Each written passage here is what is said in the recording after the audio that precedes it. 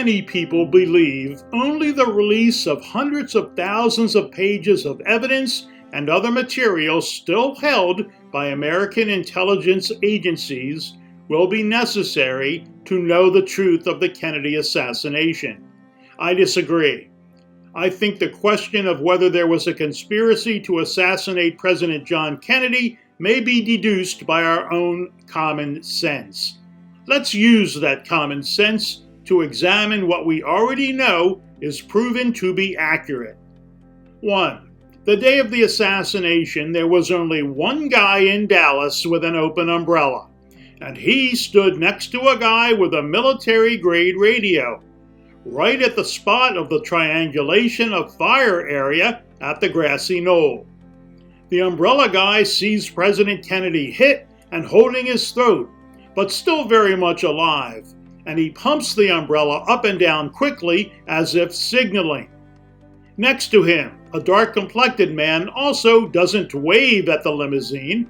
He too is obviously signaling by holding his arm and closed fist straight up, making sure he can be seen. As a throng of people run toward the grassy knoll where they have heard shots and where some have seen puffs of smoke and smelled gunpowder and others have hit the ground, we see not the umbrella man and the dark-complected man. They sit next to each other on the curb. The dark-complected man clearly uses that military-grade radio. The umbrella man obviously sees and hears his partner using the radio. They get up and walk in opposite directions. The radio man again obviously stuffs the radio and antenna in his back pocket and under his shirt. What are the odds that these two were not part of a signal team as part of the triangulation of fire that would murder the president? You decide. 2. Officer J.D. Tippit just happens to be sitting in his patrol car way out of his assigned area at the Gloco station, where he can see who is coming across the Houston Street viaduct from downtown. Tippit takes off after the Marcella Street bus when it does not stop to let anyone off. Lee Oswald had been on that bus moments earlier, but decided to get off when it was caught in traffic. Tippit runs into a store and uses a phone, but he gets no answer. He takes off and stops a car without using his lights, instead cutting in front of the car and forcing him to the curb. Tippit looks in the back seat, then runs back to his car and takes off. He never says a word. Less than 10 minutes later, he is at 10th and Patton, where he is shot and killed, supposedly by Oswald.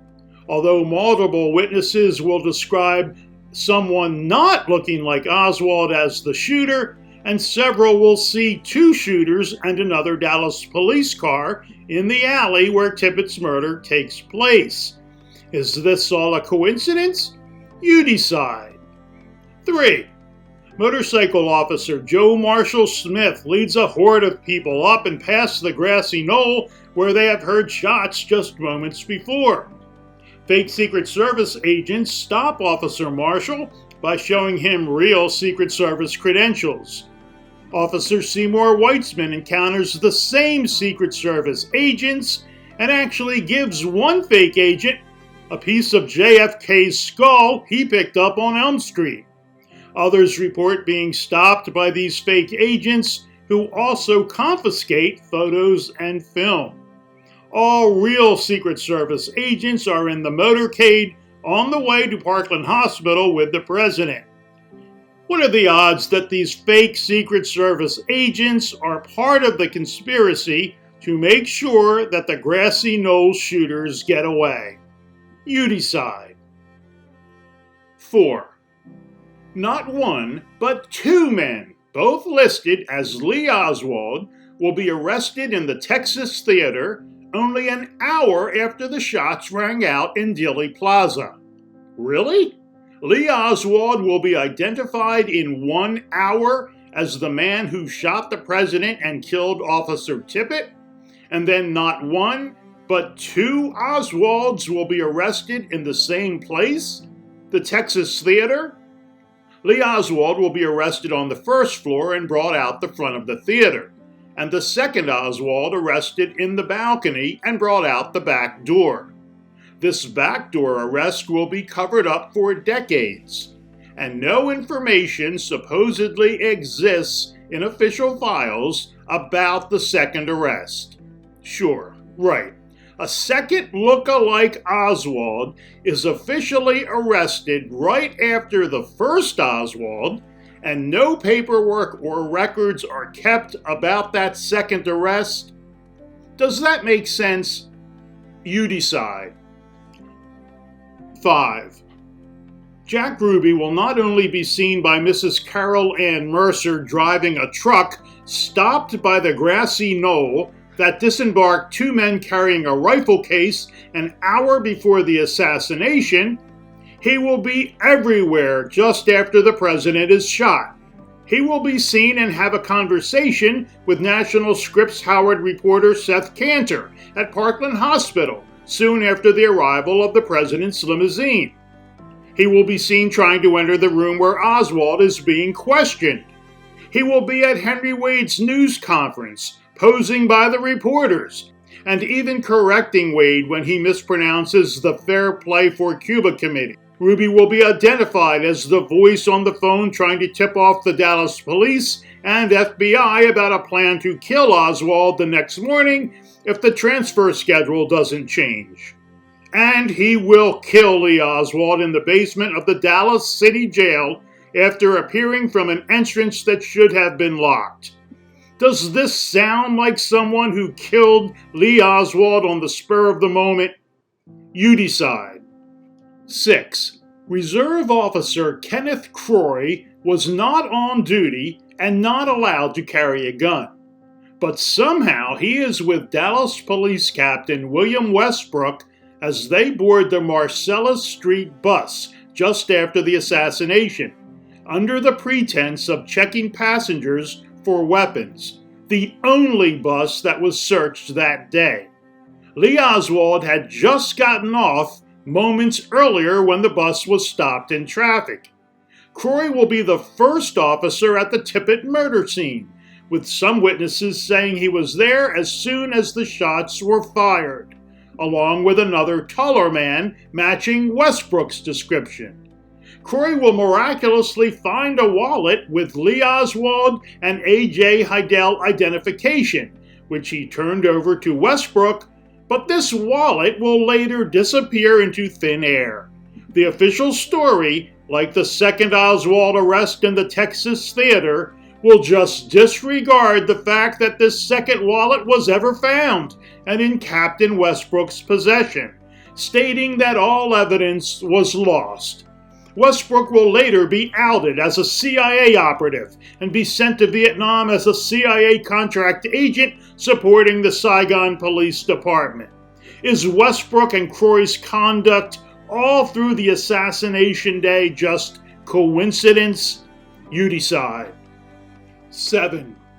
Right after the assassination of President John Kennedy in Dallas, tips led to the arrest of David Ferrie in New Orleans.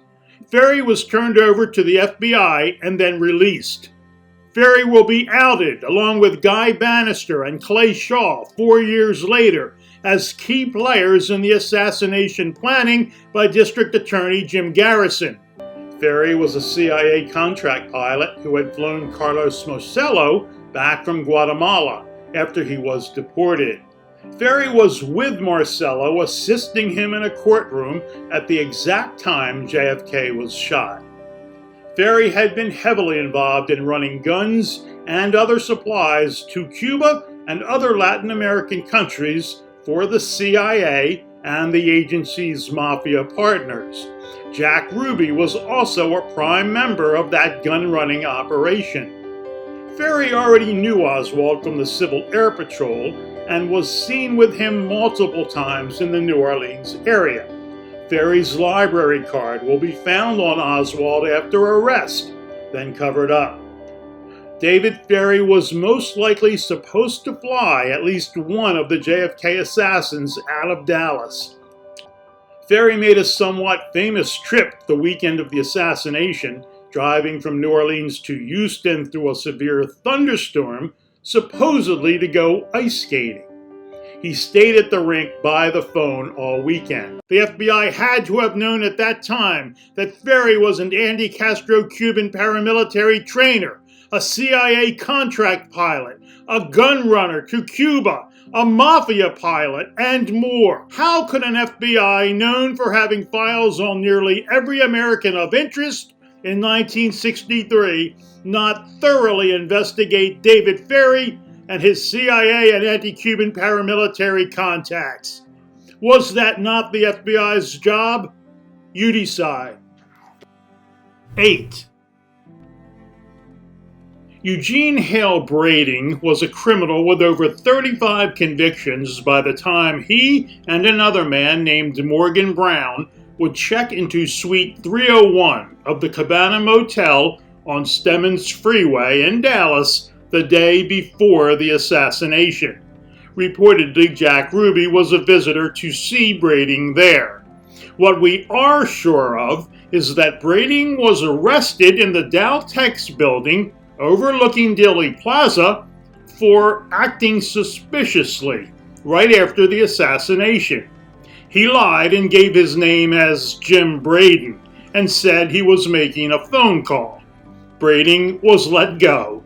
Unbelievable. How difficult would it have been to really check who he was if the Dallas police or FBI really wanted to?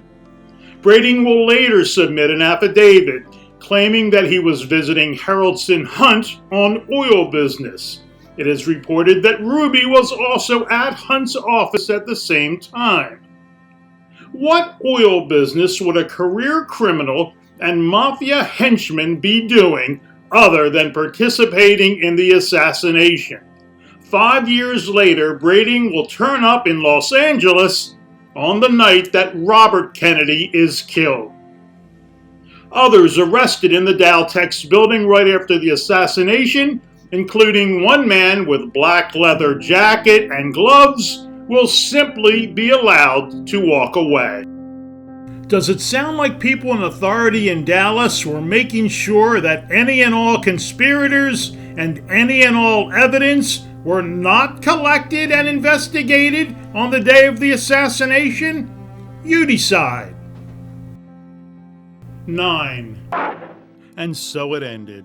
The life of Lee Harvey Oswald, the man who was arrested 2 days earlier, shortly after the assassination of the president, and quickly accused of being a lone nut gunman. After a decade of researching the Kennedy assassination in the early 2000s, I was drawn to the role the Paynes played in the lives of Lee Oswald and his wife Marina.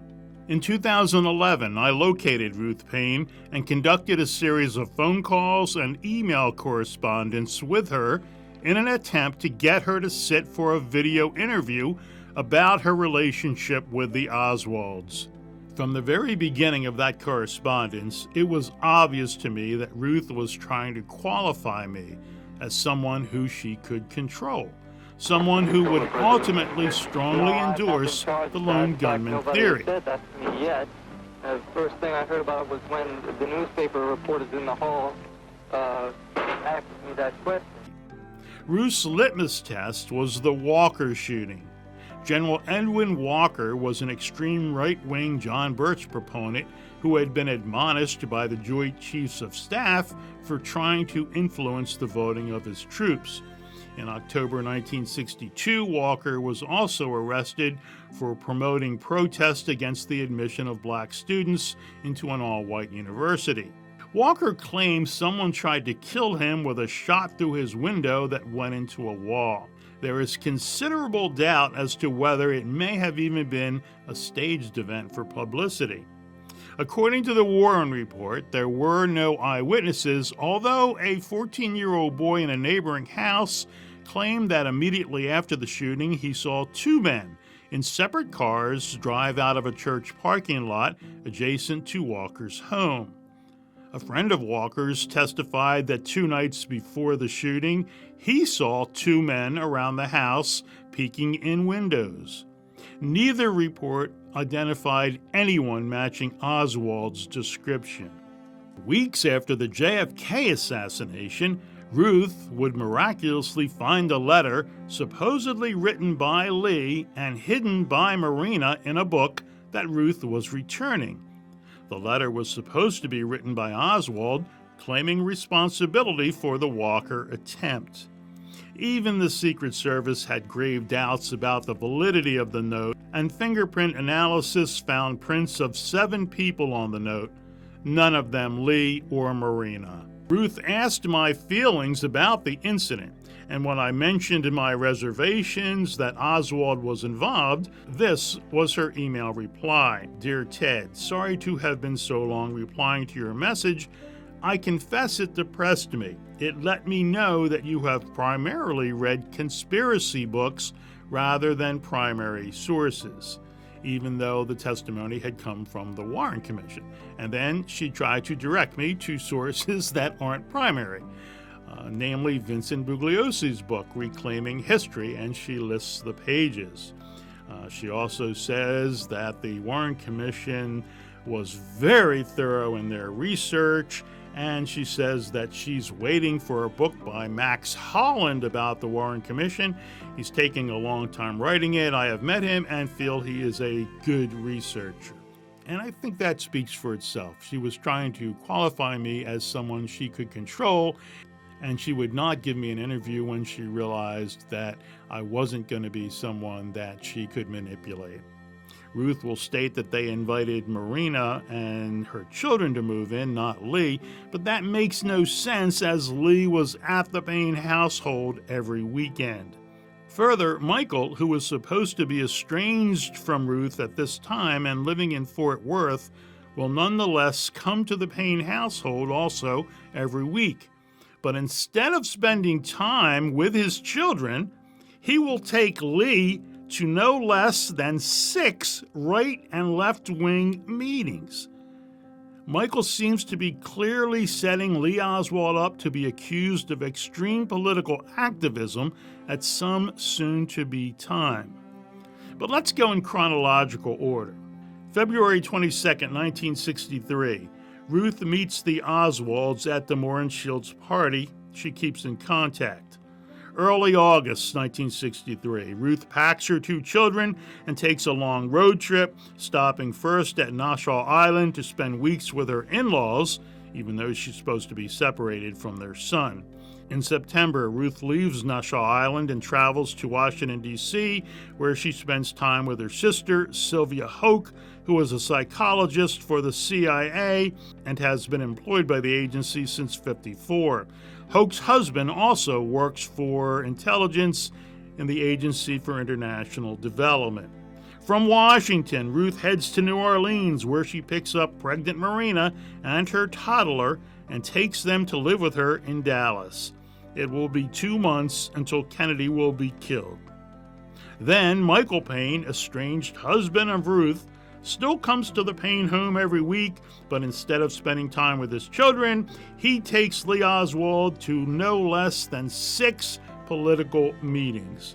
Does any of this make sense if they were not babysitting the Oswalds for the CIA and making sure to set up Lee Oswald for any type of later inquiry into his supposed radical political beliefs? Hang on, it gets better. It is Ruth who gets the job at the Texas School Book Depository for Lee.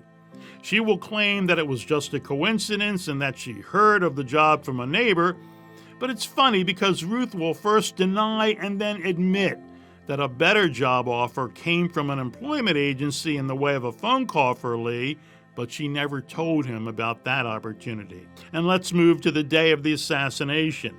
An hour after the killing, Michael is at his office at Bell Helicopter in Fort Worth. He calls Ruth. And remember that this is before Lee Oswald has even been reported to be a subject. What Michael doesn't know is that the phone call is being monitored.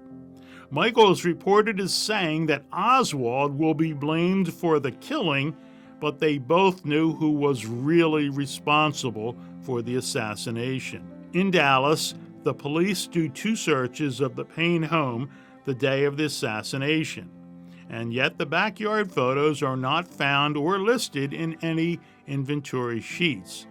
They will be found in a separate search the next day.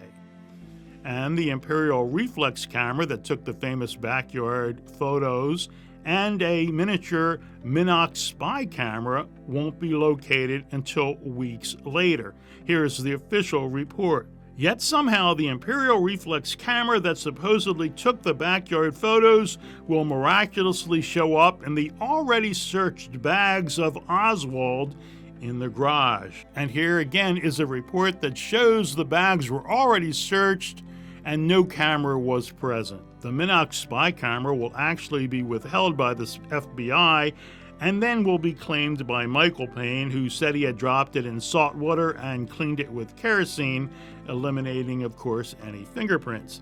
It gets worse. Several weeks after the assassination, real doubt was being shed on whether Lee Oswald had ever even traveled to Mexico City, as was claimed by intelligence services.